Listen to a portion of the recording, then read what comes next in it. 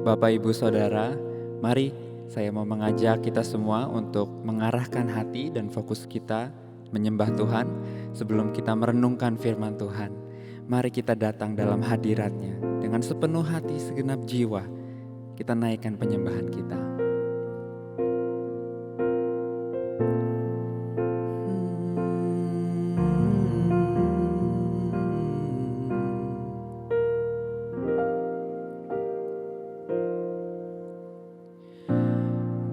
Bapa, Kau mendengar seruan hatiku, tak pernah Kau lepaskan dari kasih-Mu.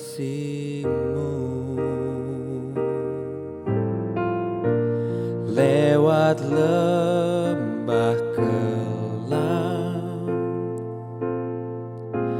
Kau temani aku.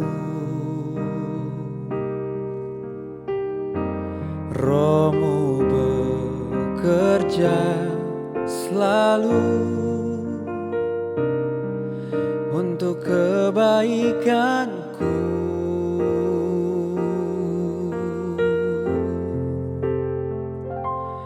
Mengalir kuasa dari tempat maha tinggi, Bapa kekal mulia, Kau hadir di sini, memulihkan hati, menyembuhkan yang terluka. Ku kan tenang bersama-Mu, Bapa.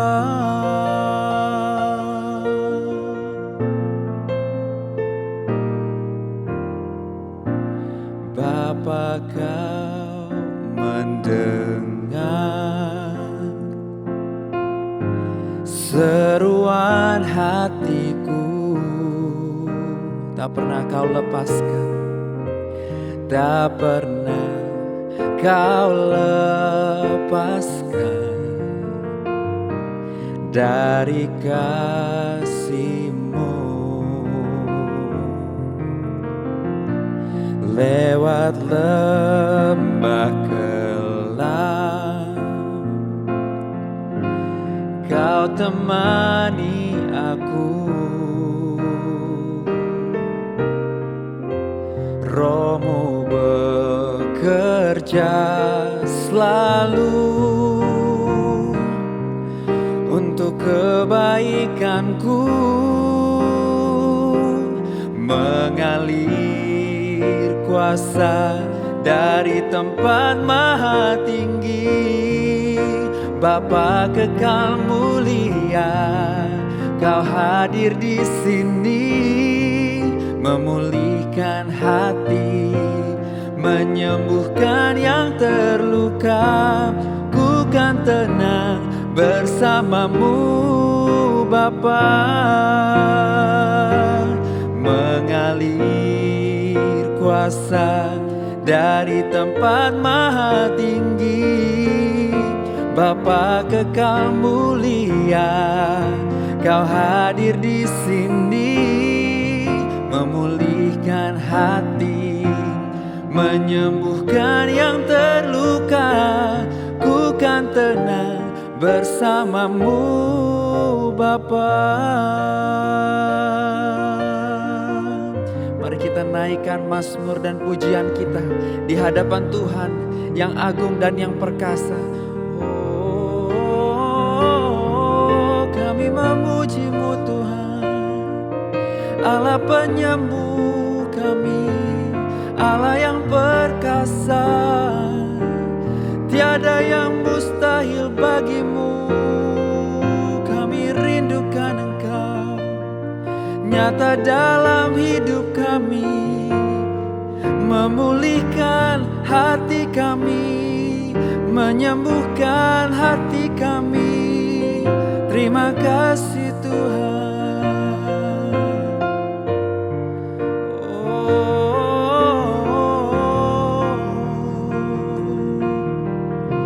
terima kasih untuk pengorbananmu yang memulihkan hidup kami. Terima kasih Tuhan. Mengalir kuasa dari tempat maha tinggi, Bapa kekal mulia, Kau hadir di sini, memulihkan hati, menyembuhkan yang terluka. Ku kan tenang bersamamu, Bapa. Mengalir kuasa dari tempat maha tinggi, Bapa kekal mulia, Kau hadir di sini, memulihkan hati, menyembuhkan yang terluka. Ku kan tenang bersamamu, Bapa.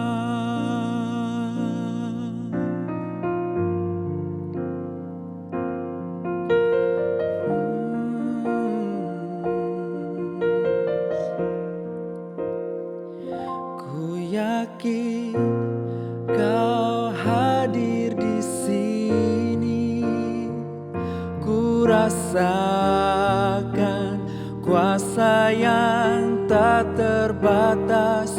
Ku yakin Kau nyata di sini, kemenangan terjadi di sini.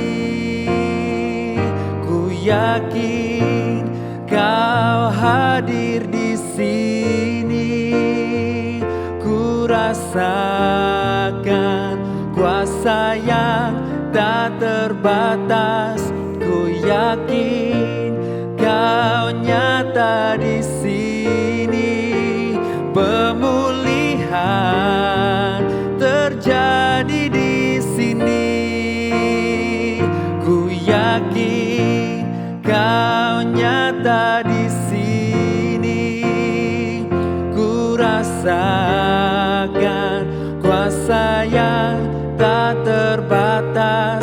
Ku yakin Kau nyata di sini, kemenangan terjadi di sini, pemulihan terjadi di sini, kelepasan terjadi di sini.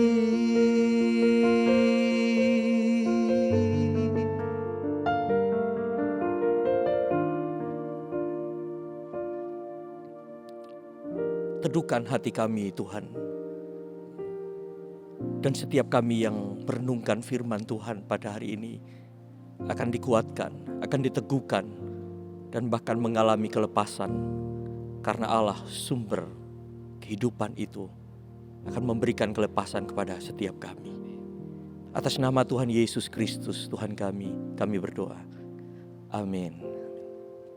Hari ini Secret Place episode untuk merenungkan firman Tuhan, saya mengajak kita untuk membaca dari Injil Tuhan Yesus Kristus menurut Injil Matius pasal ke-18 ayat yang ke-21 sampai ayat yang ke-35. Perumpamaan tentang pengampunan. Kemudian datanglah Petrus dan berkata kepada Yesus, "Tuhan, sampai berapa kali aku harus mengampuni saudaraku jika ia berbuat dosa terhadap aku? Sampai 7 kali?" Yesus berkata kepadanya, "Bukan. Aku berkata kepadamu, bukan sampai 7 kali, melainkan sampai 70 kali 7 kali. Sebab hal kerajaan Allah seumpama seorang raja yang hendak mengadakan perhitungan dengan hamba-hambanya. Setelah ia mulai mengadakan perhitungan itu, dihadapkannya lah kepada seorang yang berhutang 10.000 talenta. Tetapi karena orang itu tidak mampu melunasi hutangnya, raja itu memerintahkan supaya ia dijual beserta anak dan istrinya dan segala miliknya untuk pembayar hutangnya. Maka sujudlah hamba itu menyembah dia, katanya, sabarlah dahulu, segala hutangku akan kulunaskan. Lalu tergeraklah hati raja itu oleh belas kasihan akan hamba itu, sehingga ia membebaskan dan menghapuskan hutangnya. Tapi ketika hamba itu keluar, ia bertemu dengan seorang hamba yang lain berhutang 100 dinar kepadanya. Ia menangkap dan mencekik kawannya itu, katanya, bayar hutangmu. Maka sujudlah kawan itu dan memohon kepadanya, sabarlah dahulu, hutangku ini akan kulunaskan. Tapi ia menolak dan menyerahkan kawan itu ke dalam penjara sampai dilunasinya hutangnya. Melihat itu kawan-kawannya yang lain sangat sedih, lalu menyampaikan segala yang terjadi kepada tuan mereka. Raja itu menyuruh memanggil orang itu dan berkata kepadanya, hai hamba yang jahat, seluruh hutangmu telah kuhapuskan karena engkau memohon kepadaku. Bukankah engkau pun harus mengasihani kawanmu seperti aku telah mengasihani engkau? Maka marahlah tuan itu dan menyerahkan kepada algojo-algojo sampai ia melunaskan seluruh hutangnya. Maka Bapakku yang di surga berbuat demikian juga kepada kamu, apabila kamu masing-masing tidak mengampuni saudaramu dengan segenap hatimu.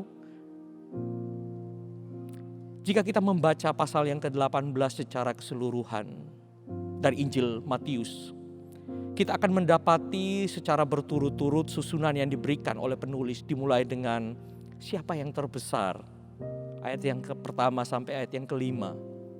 Dilanjutkan dengan peringatan untuk berhati-hati terhadap penyesatan, ayat yang ke-6 sampai ayat yang ke-11. Dilanjutkan dengan perumpamaan tentang domba yang hilang, ayat yang ke-12 sampai ayat yang ke-14. Bagaimana seharusnya sikap dalam menasihati sesama saudara, ayat yang ke-15 sampai ayat yang ke-20. Dan ditutup dengan perumpamaan tentang pengampunan, yaitu pasal 18 ayat 21 sampai 35 yang barusan kita baca. Saya mengajak kita berfokus pada bagian terakhir dari Injil Matius pasal yang ke-18. Dan saya memberikan sebuah pernyataan pembuka untuk perenungan kita pada hari ini. Pengampunan adalah jalan hidup. Pengampunan adalah jalan hidup. Di dalam kehidupan kita tentunya kita pernah marah, bahkan kecewa, atau bahkan lebih daripada itu kita dapat membenci. Karena kita melihat bahwa sesuatu yang tersebut itu terjadi tidak sesuai dengan apa yang kita harapkan dan apa yang kita inginkan.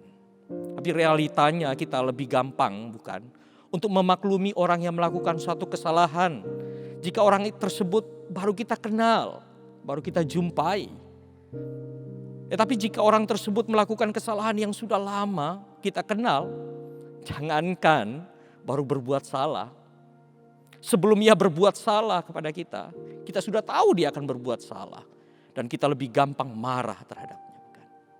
Itulah realita kehidupan manusia. Terhadap hal ini Petrus mengajukan pertanyaan kepada Tuhan Yesus. Dan kiranya ini juga menjadi pertanyaan kita yang terus kita gumulkan terkait hal pengampunan ini. Sampai berapa kali aku harus mengampuni saudaraku jika ia berbuat dosa terhadap aku? Sampai berapa kali aku harus mengampuni saudaraku jika ia berbuat dosa terhadap aku? Sampai berapa lama lagi saya harus mengampuni keluargaku, mengampuni orang tuaku? Sampai berapa lagi kami harus mengampuni anak kami? Sampai berapa lama lagi kami harus mengampuni suami? Sampai berapa lama lagi kita harus mengampuni istri kita? Sampai berapa lama lagi kita harus mengampuni orang yang terus menyakiti kita? Dan sampai berapa lama lagi Kita terus memberikan pengampunan itu. Petrus datang kepada Kristus dengan menyampaikan suatu pertanyaan. Dan ini pertanyaan bukan hanya buat Petrus dan Tuhan Yesus, tapi bagi kita yang terus bergumul di dalam kehidupan kita. Kita bertanya, sampai berapa lama? Sampai berapa lama?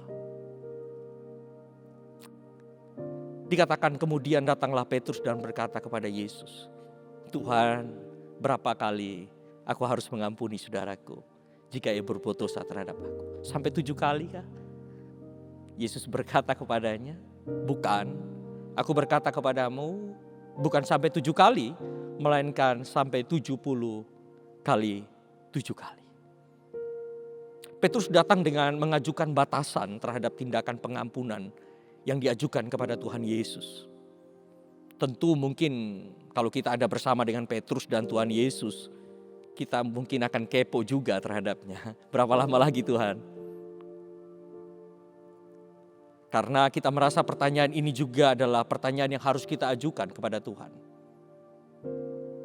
Petrus memberikan batasan dan Tuhan Yesus kemudian juga memberikan pernyataan batasan kepada Petrus. Petrus bertanya 7 kali kah? Tapi Tuhan Yesus mengatakan 70 kali 7 kali. Tentu sebelum kita ketahui terlebih dahulu, harus mengetahui terlebih dahulu konteks pembicaraan atau konteks tradisi pada masa itu. Sehingga percakapan Petrus dan Tuhan Yesus menjadi lebih kita pahami. Di dalam tradisi atau teologi Yahudi ada 4 syarat untuk pertobatan agar dapat diampuni kesalahannya. Yang pertama, berhenti melakukan kesalahan itu. Yang kedua, mengakui kesalahan dan meminta ampun. Yang ketiga, berjanji untuk tidak mengulangi lagi di masa yang akan datang. Dan yang keempat adalah membayar retribusi atau denda terhadap hal itu. Dari sini paling tidak ada 3 pertanyaan yang menjadi jalan masuk untuk kita merenungkan terkait pengampunan adalah jalan hidup kita manusia. Yang pertama, saya mengajak kita untuk mengajukan pertanyaan. Mengapa Raja mau memberikan hutang begitu besar kepada hambanya? Ini seharusnya menjadi pertanyaan kita juga. Kenapa sih Raja mau memberikan hutang begitu besar? Di dalam benak saya, ini sangat berani Raja ini meminjamkan uang yang begitu banyak kepada hambanya. 10.000 talenta. Talenta adalah ukuran timbangan Timur Tengah pada zaman Alkitab. Itu sebesar 3.000 sikel atau sekitar 34 kilogram. Dalam zaman Perjanjian Baru 1 talenta merupakan ukuran jumlah uang yang sangat besar. Yaitu kira-kira 6.000 dinar. Kita ketahui 1 dinar adalah gaji 1 hari seorang pekerja Yahudi.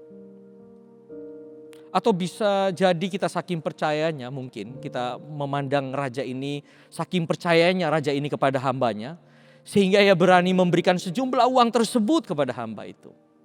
Atau mungkin memang pada dasarnya si raja ini sangat berkelimpahan dalam hal memberi pinjaman kepada hambanya. Dan bahkan sang raja tahu dengan persis hambanya itu, jikapun tidak mengembalikan pinjaman tersebut, sang raja bisa menerima secara lapang dada. Karena memang pada dasarnya raja ini seorang yang murah hati. Dan jika sang raja ini menjadi gambaran daripada Allah, maka ia adalah Allah yang sangat turah di dalam kasih-Nya. Inilah hakikat Allah yang sesungguhnya. Ya, Dia adalah kasih itu sendiri. Tepatlah apa yang dituliskan di dalam 1 Yohanes pasal yang keempat ayat 8. Allah adalah kasih. Dan Rasul Yohanes mengatakan oleh karena kasih karunia yang besar, Ia mengingat kita akan manusia yang berdosa ini. Injil Yohanes pasal 3 ayat 16 dikatakan dengan tegas, karena begitu besar kasih Allah akan dunia ini, sehingga Ia telah mengaruniakan anaknya yang tunggal, supaya setiap orang yang percaya kepadanya tidak binasa, melainkan beroleh hidup yang kekal. Ia tahu dengan pasti kita tidak dapat membayar hutang itu. Si raja tahu dengan persis hambanya itu tidak mungkin dapat mengembalikan hutangnya. Ia sangat mengetahui bahwa kita tidak pernah setia kepadanya. Dia juga tahu kita sungguh sangat ingkar kepadanya. Kita yang akan selalu ingkar kepada janji-janji kita. Tapi dia selalu mendatangi kita dengan kasih-Nya. Bahkan di saat terpuruk kita pun, Ia ada bersama dengan kita. Ia yang selalu mencurahkan kasih-Nya. Ia yang selalu setia, manakala kita tidak setia. Hal yang kedua yang kita ajukan pertanyaan pada hari ini. Mengapa kita harus mengampuni kawan, teman, saudara kita? Atau orang-orang yang paling dekat dengan kita. Keluarga kita, orang tua kita, ibu kita, suami kita, istri kita, anak-anak kita. Alasan terbesar kita untuk mengampuni adalah karena Allah terlebih dahulu mengampuni kita. Allah terlebih dahulu mengampuni kita. Benar, Petrus memberikan batasan tertinggi yang bisa seorang manusia lakukan untuk mengampuni seseorang. Angka 7 merupakan angka yang sempurna. Karena orang mengajukan 7 kali kah? Berarti dengan sempurnakah aku harus mengampuni? Yesus menaikkan batasan itu.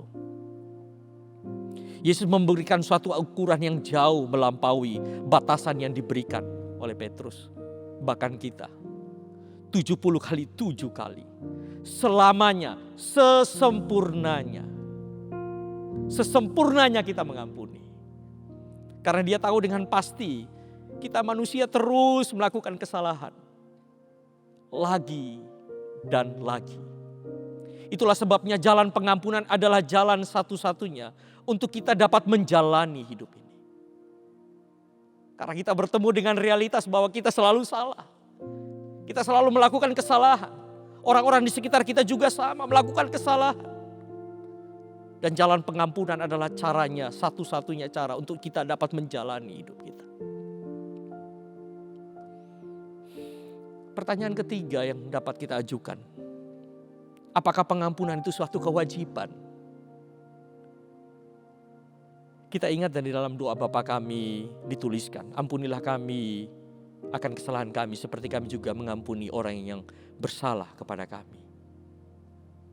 Kita merasa menjadi suatu kewajiban tatkala kita mengerjakan untuk mendatangkan sesuatu yang menguntungkan kita. Namun sesungguhnya pengampunan itu membebaskan kita dari kewajiban yang dibebankan kepada kita. Saya ulang lagi, pengampunan itu adalah cara kita membebaskan kita dari kewajiban itu. Justru pengampunan bukanlah suatu kewajiban kita melakukan. Tetapi dengan pengampunan kita membebaskan diri kita dari kewajiban atau tuntutan. Jika Yesus Kristus adalah satu-satunya jalan keselamatan dari murka Allah, kita tahu bahwa Yesus adalah satu-satunya jalan untuk memperdamaikan kita dengan Allah. Saya mau katakan, pengampunan adalah jalan satu-satunya kita jalani untuk kita dapat menjalani kehidupan. Allah sudah mengampuni, Ia terus mengampuni, dan kita dibawa masuk ke dalam jalan pengampunan itu. Tuhan Yesus memberkati. Melalui renungan kami pada hari ini Tuhan, Allah yang Engkau sudah mengampuni kami, Engkau yang turah di dalam kasih-Mu kepada kami, Engkau mencurahkan semua yang Engkau bisa kepada kami. Engkau telah mengaruniakan semua yang Engkau punya. Bahkan Engkau tidak menyayangkan anak-Mu yang tunggal, Tuhan kami Yesus Kristus.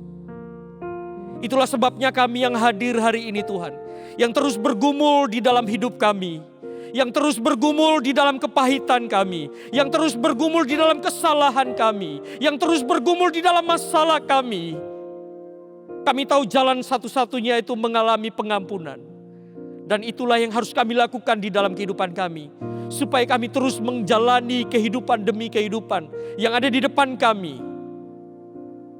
Di dalam kebaikan dan karunia Tuhan yang besar itu. Melalui pengampunan, kami dibebaskan dari kewajiban. Kami dibebaskan dari tuntutan.